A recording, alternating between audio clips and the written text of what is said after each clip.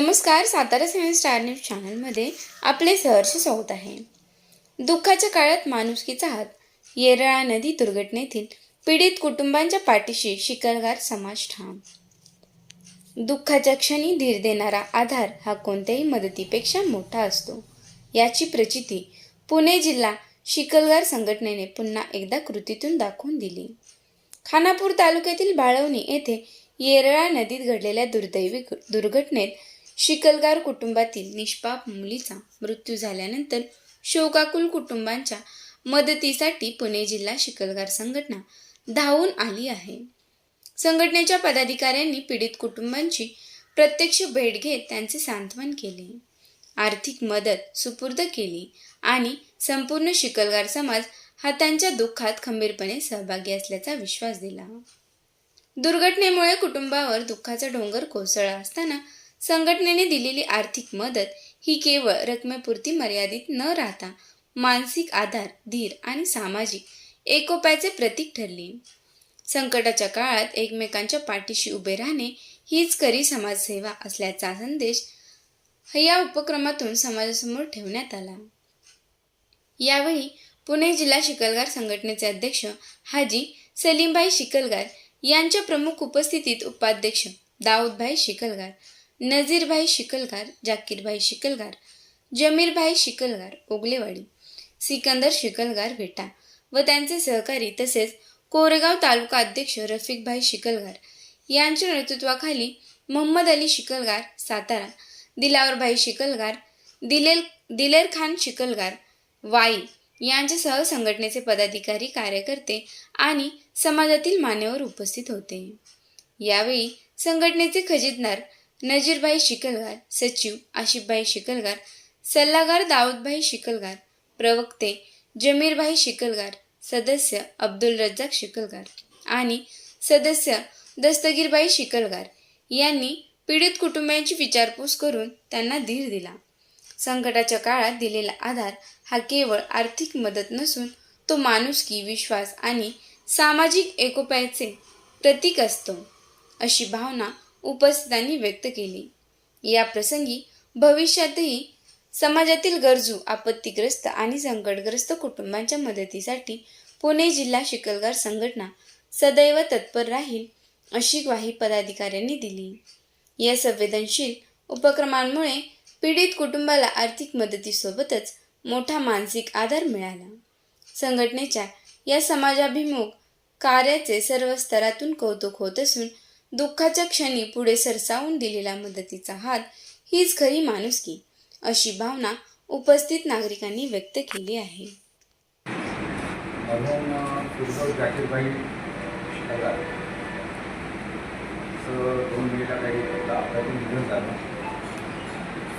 त्या परिवाराला दाखवून देण्यासाठी आम्ही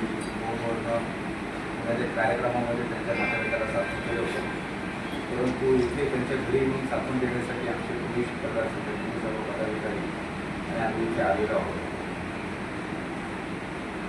तुमच्या सर्वांच्या साक्षीने संघटनेतर्फे त्यांना भावपूर्ण श्रद्धांजली देतो व त्याला दादा त्यांना पूर्ण नसीब आहे. जसं पुणे जिल्हा शिकलगार संघटनेचं जी प्रवृत्ती आहे की आम्ही सेवा करतो, ही म्हणजे आम्ही सेवेकरी आहोत. शिकलगार समाजाच्या भल्यासाठी, हितासाठी, अडचणीसाठी उभे राहणारी पुणे जिल्हा शिकलगार संघटना आहे आणि या संघटनेचे मार्गदर्शक होते म्हणून निजामबाई, त्यांच्या मार्गदर्शनाखाली आम्ही ही संघटना चालवतो. या संघटनेला आता जेव्हा आम्ही कार्यक्रमाला येतो तेव्हा माझे पदाधिकारी पण येतात, तुमच्या सगळ्यांची त्यांची ओळख पण व्हावी त्यासाठी माझ्या संघटनेचे सचिव आहेत आसिफभाई शिकलगार उद्योजक आहेत. माझ्याबरोबर काय मला या संघटनेत घेऊन येणारे माझे सल्लागार, माझे चित्तर दाऊदभाई, आमच्या संघटनेचे PRO माहिती वगैरे सगळं जे हँडल करतात जमीरभाई शिकलगार, ते आमच्या विनाज आबा आहेत, त्यांच्या दंपत्नी आहेत, आमच्या संघटनेच्या महिला वर्गाचं पण काम करतात. जमिनीच्या पण बाबतीत त्याचे काम चांगलं चालू आहे, पाहिजे तर त्यांच्याशी पण यूज करा. माझ्याबरोबर आलेले दस्तगीरभाई आहे, जे मुंबई जिल्ह्यात पण बघतात आणि पुणे जिल्ह्यात पण बघतात. माझ्याबरोबर आलेले रजाकभाई आहेत, सगळे पुण्यातली मंडळी आहेत. माझ्याबरोबर राहतात माझे खातेदार नजीरबाई आणि माझ्यासमोर बसलेले सर्व कोरेगावमधले स्थानिक शिकलगार आणखी वेगवेगळे आलेले आणि माझ्याबरोबर खास करून जेव्हा स्थापना झाली संघटनेची त्यावेळी सांगली जिल्हा मला शाबुद्दीन भाई, असफ अली, सिकंदर भाई जेव्हा आम्ही तुम्ही संघटना चालू केली तेव्हा आम्ही रांगत होतो, पाहण्यात होतो, त्यावेळी आम्हाला खऱ्या अर्थाने बोट धरून चालवलेली ही संघटना आहे. तर ते आमचे आदरणीय सिकंदर भाई, इलाही भाई आणि पूर्ण महाराष्ट्रात खऱ्या अर्थाने मुस्लिम समाजाचं नेतृत्व करतात. त्यांच्याबरोबर बऱ्यापैकी जुळलेले ते पुण्यातच राहतात. चिंचवडमध्ये उद्योजकच नाही तर पूर्ण मुस्लिम समाजाचं नेतृत्व करणारं एक आपल्याकडे आपल्याला अभिमान असावं अशी एक शिकलगारमधली एक व्यक्ती आहे ती जनाब जाकीर. तर या सर्वांच्या वतीने मी तुम्हाला आता म्हणतो की पुणे संघटना आपल्यासाठी इथे आलेली आहे. दुःखाचा क्षण आहे नक्कीच आहे, परंतु शाब्दिक पाठिंबा देणं मी असं करतो मी तसं करतो करण्यापेक्षा पुणे संघटना काय त्याच्यात काम करतं की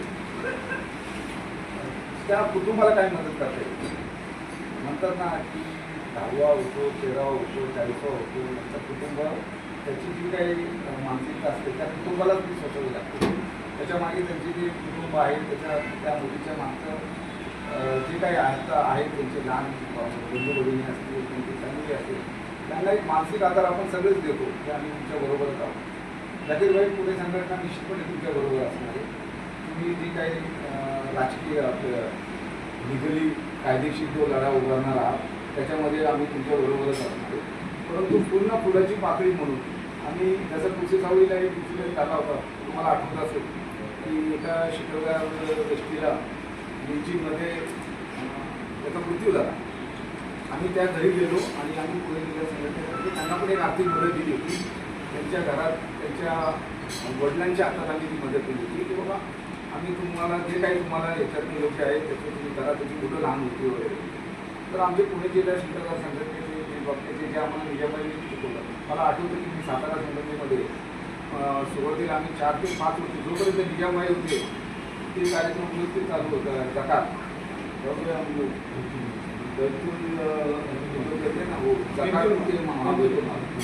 जकातच्या माध्यमातून निजामाई आम्हाला जे शाळेतले विद्यार्थी होते ते असे सर्टिफाय करायचे की हा विद्यार्थी आर्थिक परिस्थिती कमकुवत आहे, त्याच्या घरात असा प्रॉब्लेम आहे आणि हा जकात घेण्यास पात्र आहे. कारण कसं आहे की जकात म्हणतात की या हाताने दिली तर त्या हाताने टाळायला नाही पाहिजे. हे जरी म्हणणं असलं तरी जेव्हा तुम्ही सार्वजनिक संस्थेत काम करता ज्याचा रिपोर्ट तुम्हाला धर्मादेव आयुक्ताला द्यावा लागतो तिथे तुम्हाला पारदर्शिता ठेवावी लागते. उद्या सलीमबाईंना वाटलं म्हणून मी याला मदत केली आणि यांना वाटली म्हणून त्यांना मदत केली असं चालत नाही. कारण त्या जिल्ह्याच्या संघटनेच्या अध्यक्षांनी सर्टिफाय करावं लागतं की माझ्या जिल्ह्यातली जी लोकं आहेत त्या लोकांची आर्थिक परिस्थिती नाही आहे, त्यांना तुम्ही जकात द्या. ते सर्टिफिकेट घेऊन आम्ही त्यांना मदत करतो. उद्या आमच्या धर्मादाय आयुक्ताकडनं आम्हाला विचारलं जाईल की तुम्हाला जो फंड दिला लोकांनी तो लवकर तो वापर कसा केला. सांगायचा उद्देश हा होता की निजामबाईंनी बऱ्याच गोष्टी आम्हाला चांगल्या शिकवल्या, त्याच्यावर आम्ही मार्गदर्शन करीत आहोत. परत पण आम्ही कुठे कमी पडत असेल तर निश्चित तुम्हाला बोलायचा अधिकार आहे. आणि ज्या पद्धतीने आता काम करतो आम्ही शैक्षणिकमध्ये पण काम करतो. मी तुम्हाला स्वतः सांगतो की शिकलगार संघटनेच्या पायावरच मी आज युनिव्हर्सिटीवर गव्हर्निंग बॉडी मेंबर आहे. पिंपरी चिंचवड युनिव्हर्सिटी एक आहे जी उच्च शिक्षण मंत्रालयाच्या अंडर येतं. त्या युनिव्हर्सिटीवर गव्हर्निंग बॉडी मेंबर म्हणून दोघांची नियुक्ती होते, त्याच्यातला मी एक जण आहे निजामबाई. त्यांच्या मार्गदर्शनाखाली आम्ही ही संघटना चालवतो. या संघटनेला आता जेव्हा आम्ही कार्यक्रमाला येतो तेव्हा माझे पदाधिकारी पण येतात. तुमच्या सगळ्यांची त्यांची ओळख पण व्हावी त्यासाठी माझ्या संघटनेचे सचिव आहेत जनाब आसिफ भाई शिकलगार उद्योजक आहेत. माझ्याबरोबर कायम मला या संघटनेत ना घेऊन येणारे माझे सल्लागार माझे चिंतक जाऊबाई, आमच्या संघटनेचे पी आर माहिती वगैरे सगळं जे हँडल करतात आहे जुनियर शिकलगार हे आमच्या विना जाबा आहेत, त्यांच्या दंपत्नी आहेत, आमच्या संघटनेच्या महिला वर्गाचं पण काम करतात. जमिनीच्या पण बाबतीत त्याचे काम चांगलं चालू आहे. वेळ पाहिजे तर त्यांच्याशी पण चौकशी करा. माझ्याबरोबर आलेले दस्तगीर भाई आहे जे मुंबई जिल्ह्यात पण बघतात आणि पुणे जिल्ह्यात पण बघतात. माझ्याबरोबर आलेले रजाकभाई आहेत, सगळे पुण्यातली मंडळी आहेत. माझ्याबरोबर राहतात माझे खातेदार नजीरबाई. आणि माझ्यासमोर बसलेले सर्व कोरेगावमधले स्थानिक शिकलगार आणखी वेगवेगळे आलेले आणि माझ्याबरोबर खास करून जेव्हा स्थापना झाली संघटनेची त्यावेळी सांगली जिल्हा मला शाबुद्दीन भाई, असफ अली, सिकंदर भाई, जेव्हा आम्ही तुम्ही संघटना चालू केली जेव्हा आम्ही रांगत होतो, पाहण्यात होतो, त्यावेळी आम्हाला खऱ्या अर्थाने बोट धरून चालवलेली ही संघटना आहे. तर ते आमचे आदरणीय सिकंदर भाई, इलाही भाई आणि पूर्ण महाराष्ट्रात खऱ्या अर्थाने मुस्लिम समाजाचं नेतृत्व करतात. त्यांच्याबरोबर बऱ्यापैकी जुळलेले पुण्यातच राहतात. पिंपळमध्ये उद्योजकच नाही तर पूर्ण मुस्लिम समाजाचं नेतृत्व करणारं एक आपल्याकडे आपल्याला अभिमान असावं अशी एक चित्रकारमधली एक व्यक्ती आहे ती जनाब जाकीर. तर या सर्वांच्या वतीने मी तुम्हाला आता म्हणतो की पुणे संघटना आपल्यासाठी इथे आलेली आहे. दुःखाचा क्षण आहे नक्कीच आहे, परंतु शाब्दिक पाठिंबा देणं मी असं करतो मी तसं करतो करण्यापेक्षा पुणे संघटना काय त्याच्यात काम करतं की त्या कुटुंबाला काय मदत करता येईल. म्हणतात ना की 10वा होतो, 13वा होतो, 40वा होतो, नंतर कुटुंब त्याची जी काही मानसिकता असते त्या कुटुंबालाच ती सोचवली लागते. त्याच्यामागे त्यांची जी कुटुंब आहे त्या मुलीच्या मागचं जे काही आहेत त्यांचे लहान बंधू भगिनी असतील, त्यांची फॅमिली असेल, त्यांना एक मानसिक आधार आपण सगळेच देतो की आम्ही तुमच्याबरोबरच आहोत. जाकीर भाई, पुणे संघटना निश्चितपणे तुमच्याबरोबर असणार आहे. तुम्ही जी काही राजकीय लिगली कायदेशीर जो लढा उभारणार आहात त्याच्यामध्ये आम्ही तुमच्याबरोबरच असणार आहे. परंतु पूर्ण फुलाची पाकळी म्हणून आम्ही जसं पुढचे सावळीला एक इन्सिडेंट झाला होता, तुम्हाला आठवत असेल की एका शिकवल्या व्यक्तीला लीचिंगमध्ये त्याचा मृत्यू झाला. आम्ही त्या घरी गेलो आणि आम्ही पुणे जिल्हा संघटनेमध्ये त्यांना पण एक आर्थिक मदत दिली होती. त्यांच्या घरात त्यांच्या वडिलांच्या हातात आम्ही ती मदत केली होती की बाबा आम्ही तुम्हाला जे काही तुम्हाला याच्यातून योग्य आहे त्याचं तुम्ही करा, त्याची कुठं लहान होती वगैरे. तर आमचे पुणे जिल्हा शिकवणार संघटनेचे जे बाबतीचे जे आम्हाला निजामाईने शिकवलं, मला आठवतं की मी सातारा संघटनेमध्ये सुरुवातीला आम्ही 4 ते 5 वर्ष जोपर्यंत निजामाई होते ते कार्यक्रम व्यवस्थित चालू होता. जकात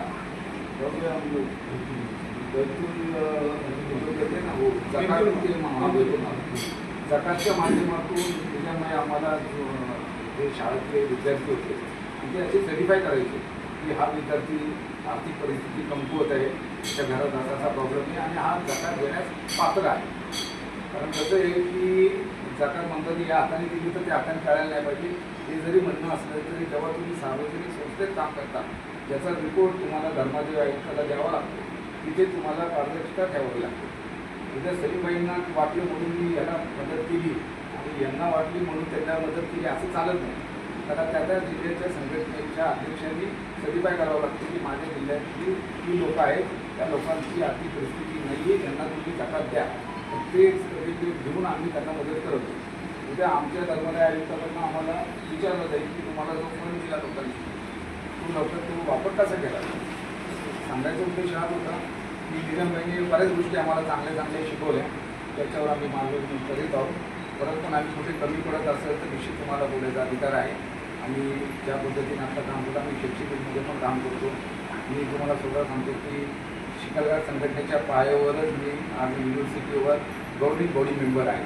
पिंपरी चिंचवड युनिव्हर्सिटी एक आहे जी उच्च शिक्षण मंत्रालयाच्या अंडर येतं. त्या युनिव्हर्सिटीवर गव्हर्निंग बॉडी मेंबर म्हणून दोघांची नियुक्ती होते, त्याच्यातला मी एक जण आहे.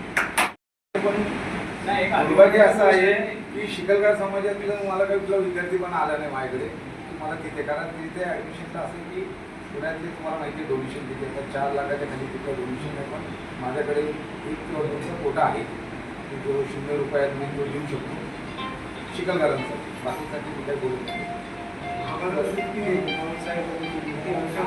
आमच्याकडे जो येतो ना आम्ही मदत म्हणत नाही, आमचं कामच येते की समाजासाठी करतो तर हे समाजासाठीच करायला पाहिजे.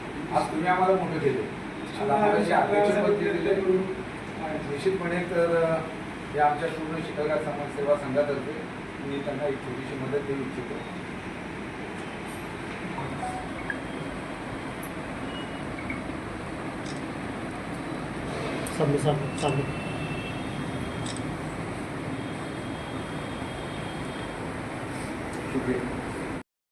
बंधू भगिनी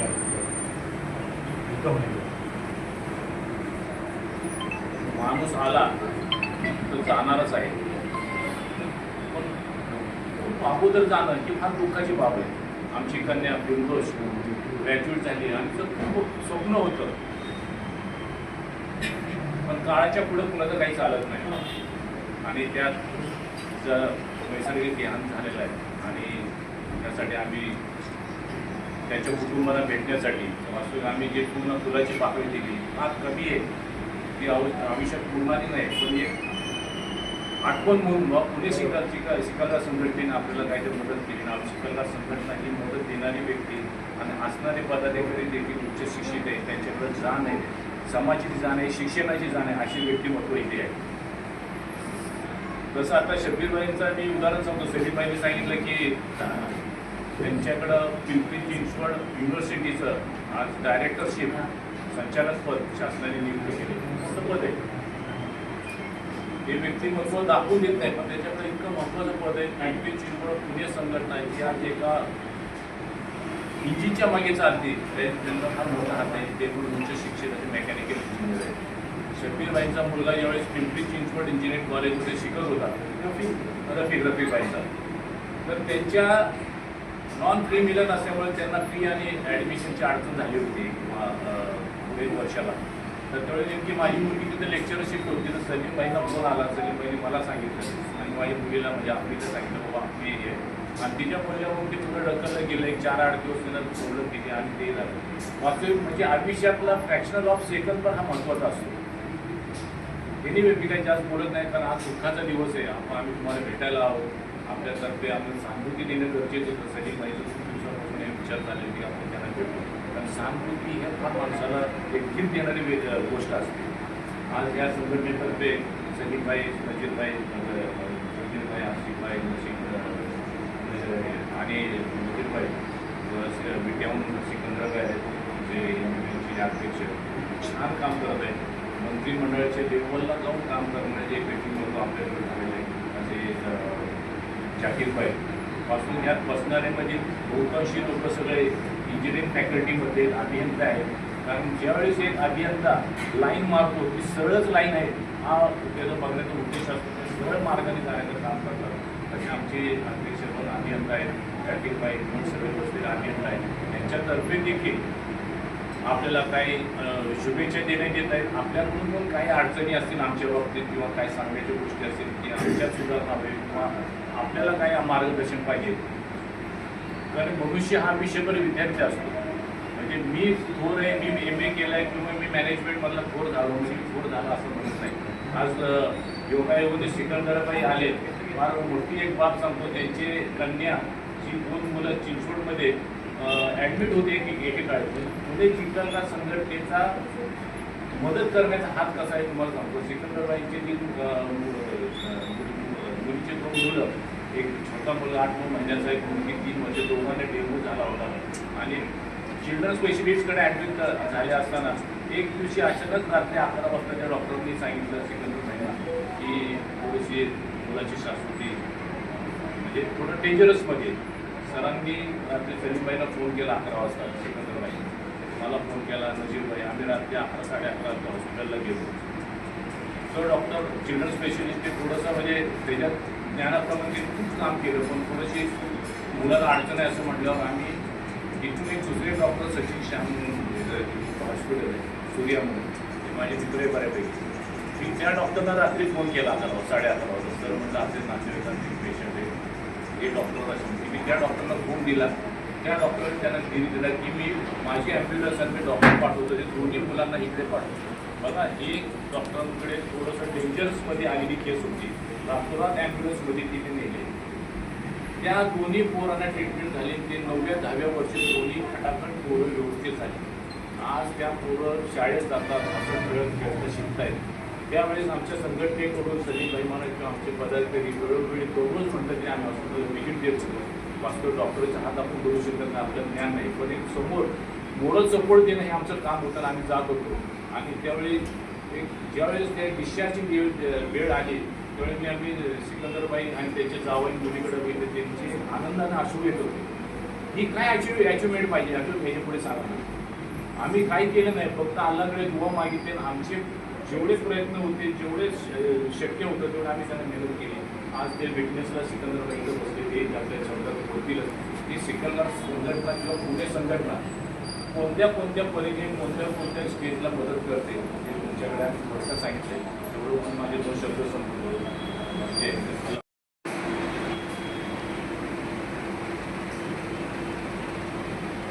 विचार नाही आहे.